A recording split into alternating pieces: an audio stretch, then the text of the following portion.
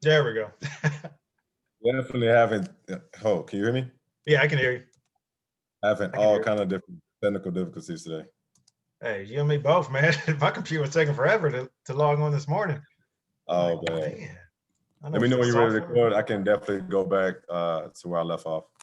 Yeah, I mean, if you want to go ahead and just, because I think you were saying that your godfather kind of stepped in and you were saying Yes, that yeah. he had My kind of taught you. godfather stepped into place, and he always has this saying where you can't have champagne taste with beer money.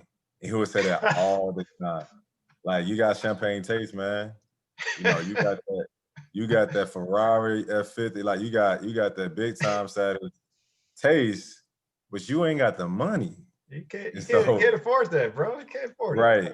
And so he really embedded it into my mind. And, it really just hit home for me to where even now, like, if I can't spend it in cash right now, I'm not buying it. So Right. just all those different things were instilled in me. Of course, in college, you're not trying to hear that. You get your stipend check, you get your, if you get grant and all the different things that you kind of get, scholarships and stuff like that, you Right. burn that money. And Yep. so As if soon as there's you any get it. advice I can have from, my experience or what I've learned is, you know, hone in and take in all the information and advice and wisdom that people give you, financially and economically, Hmm. and use it to your advantage because your future you would thank now you. So Actually, I like the way that sounds. The future you would definitely thank the now you. That's we had to put that on a t-shirt, man. That's pretty good. Already dropping nuggets. So when you were in college, would you say that a lot of your decisions that you made were more or less trial and error? You know, I kicking used out to the get birds one so weekend. mad at myself. I used to get so mad at myself about how much I would spend on going out to eat.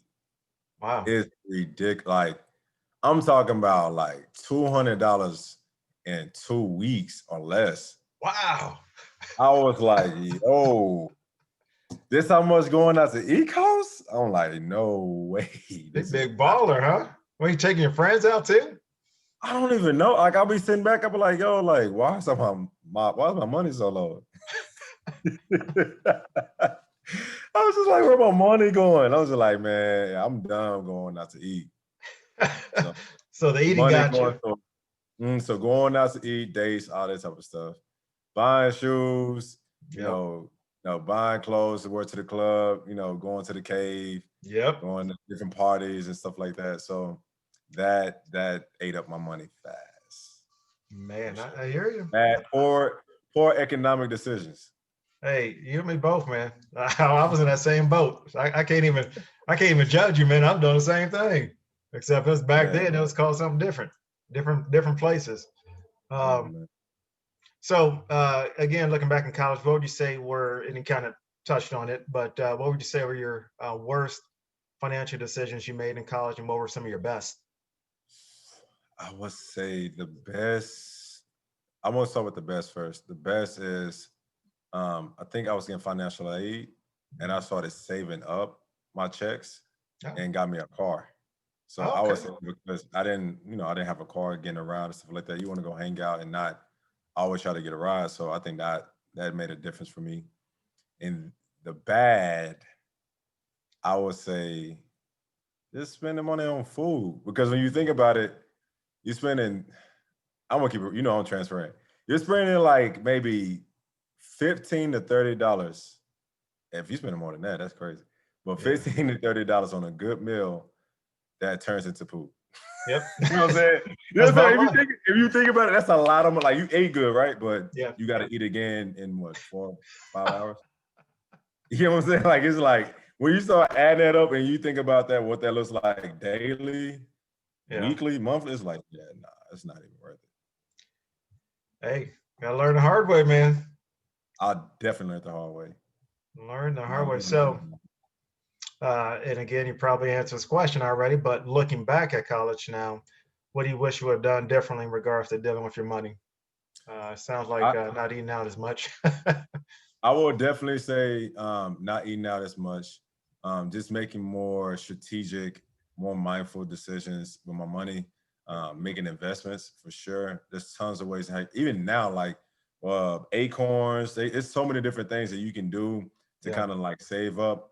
with the student athletes I work with at USC and when I was at KU too. Hold on, got rep. I see it. I faced it out. Yeah. Yeah. In terms of just the student athletes I work with, I learned those things.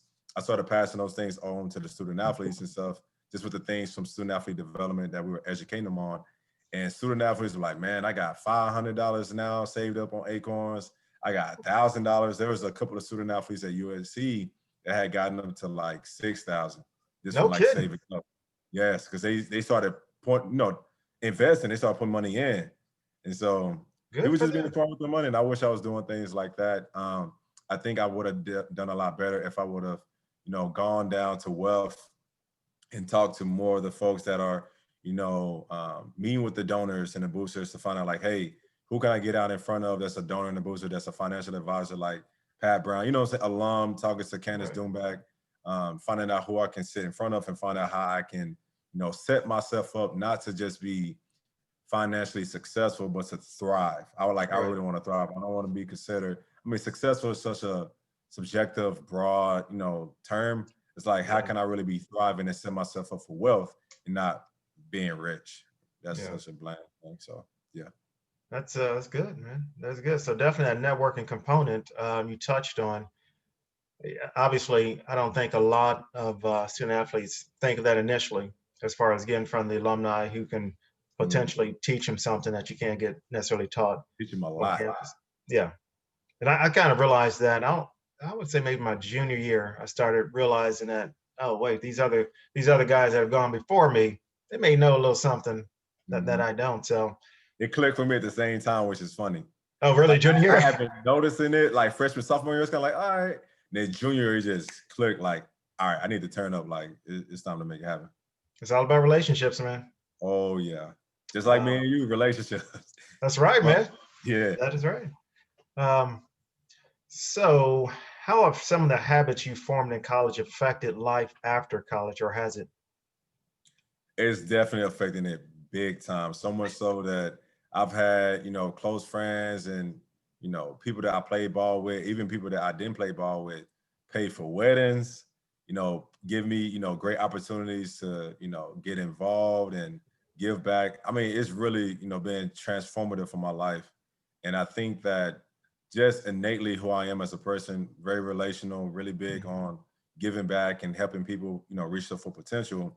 It reciprocates, but at the same time, it's like, you want to be intentional with who you cultivate authentic, genuine relationships with. So not just connecting with people like on some, what can I get from you? What can you do for me? But like, how can I be able to provide, a friendship, some type of relationship with you in some manner, that's just purely that, and then allowing things organically to happen. So that has been very beneficial for my life. That has been like huge to where like I said, my wedding has gotten paid for through that. I've gotten opportunities. I've gone to free, Lakers games. I've gone to, Dang. I've also, man, it's been. You ain't take me no Lakers game when I was out there in LA, man. You gotta be in LA, baby. So it's just tons of things like that, even now with the opportunities I have, running my own personal development program where I never burned bridges with people. I always showed up and, when I said I was going to be there, I always stayed true to my word, and it's paid off so much to where now it's financially benefiting me and my family so much to where, I might have to start making some other big decisions soon into entrepreneurship. And I never, to be real with you, I think entrepreneurship, sounds sexy. It sounds good. It sounds, very like appealing, but it's not what people think. I know some real go-getters like DP, Daniel Patterson. I consider him like the guru, the head honcho of doing it. He is grinding. He is grinding constantly. He's legit.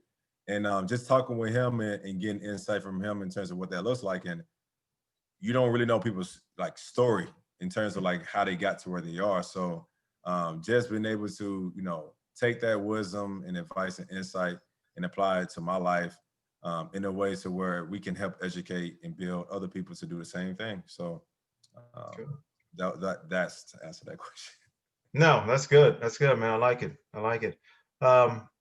So kind of getting towards the end here. So what are some of the pitfalls you would hope your story could prevent to young student athletes out there. So literally one of those, just like you coined it, what the future you tell the past you. Yeah. Don't go on lots of dates. Don't do that. Save your money. You're gonna only end up with one person anyway. Hopefully you do. Right. Save your money. Say, Make very wise choices daily. hmm You're already, if you're being a Division I student athlete, you're already been provided tons of resources and benefits and opportunities. They're providing breakfast, lunch, and dinner. yeah. Why are you spending money going out to eat?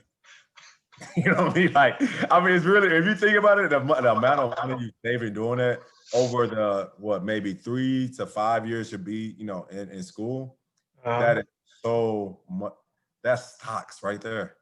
Yeah. To say, it's just, you can get with a financial advisor and they can, tell you what you can do over a 3 to 5 year span with the money you're saving from that. There's so many things that can, that can be beneficial and the good that can come of it. But more than anything, I think that, it's not just it's learning how to just not save. It's like, how can I invest? How can I really, take the money that I have, sow a seed and then allow myself to see the fruit that's going to be produced from that investment that I make. So Excellent. Excellent. I think that's the greatest. And then also just, I say this all the time, it sounds very like harsh and cutthroat, but it's true for what it is. Shut up and listen. I wish I could go back. I wish I could go back to 18-year-old Lubbock, like, bro, just shut up and listen. Yeah, you're smart. That's cool, yeah, but you don't know it all. Just shut up and listen, bro. Shut up and listen. Hey, I can't argue with that either, man. That's some good advice. That is some good advice.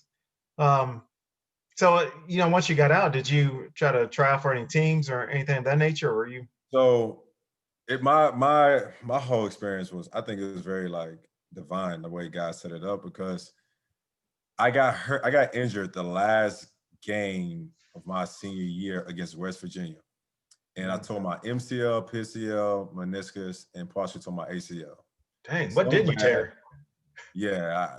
And that was all my senior year. I really didn't get, I mean, I got injured, but like stuff you can play through. Yeah. Or just, what I'm saying, sit out a game or whatever. But this, I was like, yo, my knee is not the same Wow. at all. And so it really affected me mentally and just, of course, physically, I'm affected. But so much so to where I really had a hard time preparing for pro day. I gave it my all, like, I look back and be like, man, I gave it everything I had. It's just, it wasn't the plan God had for me. And so tried out for the NFL. But the thing is, throughout the years that I had at KU, even before then, I knew that NFL, that's at a max, maybe 30, 33, years old, you're done. Yeah. Possibly 3 years, for a good career, Yep. it don't happen for a lot of people. And so Yeah. for me, I always had that in mind. Every practice, everything I did, I'm gonna just give it my all. I'm shooting for the stars and see where I land. Even though I didn't land in the NFL, I'm grateful for the opportunities I got. I got a master's paid for in full from KU. Hey, Yeah, you can't take argue with that. exactly. So you talk about financial decisions. That was a financial decision I made. I said, I'm going to stay at KU. I'm going to grind, work hard, use all the opportunities, take full advantage of everything that's, on this table. Yep. And was able to get my master's paid for with career experience and set me up to get my first full-time job at the University of Southern California with a 3-in-1 job package, doing everything I wanted to do. So that's, I mean, for me, it's making those type of decisions to where it's not just financially beneficial, but, holistically, it benefits you in numerous ways. Absolutely. Absolutely. So then, got your master's at USC. So I guess tell everybody what Lubbock's doing now, because I know, like I said, we touched on it initially, but yeah, just go into that, man. Even So business that you got going on. right now, I'm a third grade math teacher at Kip Truth Elementary School, as well as owning my own personal development coaching business. And I never saw myself as an entrepreneur. I was just like, yeah, it sound dope, but that ain't me.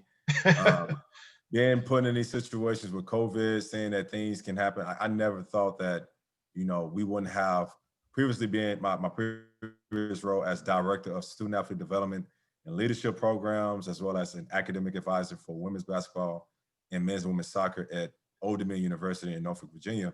Never would have thought that I wouldn't have my contract renewed due to all the different changes and everything going on. Yeah. So that's just to let me know that you have to put yourself in a position to where you can, economically and fiscally, have resources, be resourceful and being able to provide for your family. And now I can definitely say that I got 2 streams of income that's really setting us up pretty nice to where we'll be able to make some very, wealth-based decisions very soon. So Okay. Okay. I So definitely jumping it up with you some big time. was that Just a little sidebar, good sidebar? on that.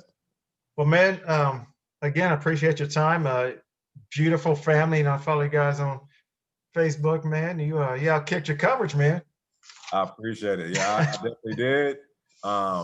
I enjoy the blessing of that every single day, and humble myself to know that I definitely I'll kick my coverage, so it's all good.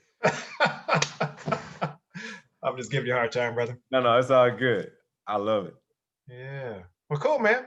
Again, hopefully things ease up, man. We'll see you back in Lawrence at some point. We have to get together. Yes, sir. I'm looking forward to it. Appreciate you, Cool. Pat. Thank you for everything that you're doing for not only for us, but for student athletes. Absolutely, man. Absolutely. We got to prevent them from getting on that, 30 for 30, going broke. Oh, yeah. I definitely know that firsthand, being from Oak Cliff, being here in Dallas, going to Carter High School where I see people make dumb decisions all the time. Yeah. Listen to people like yourself and, similar people as well as you is definitely needed. Cool.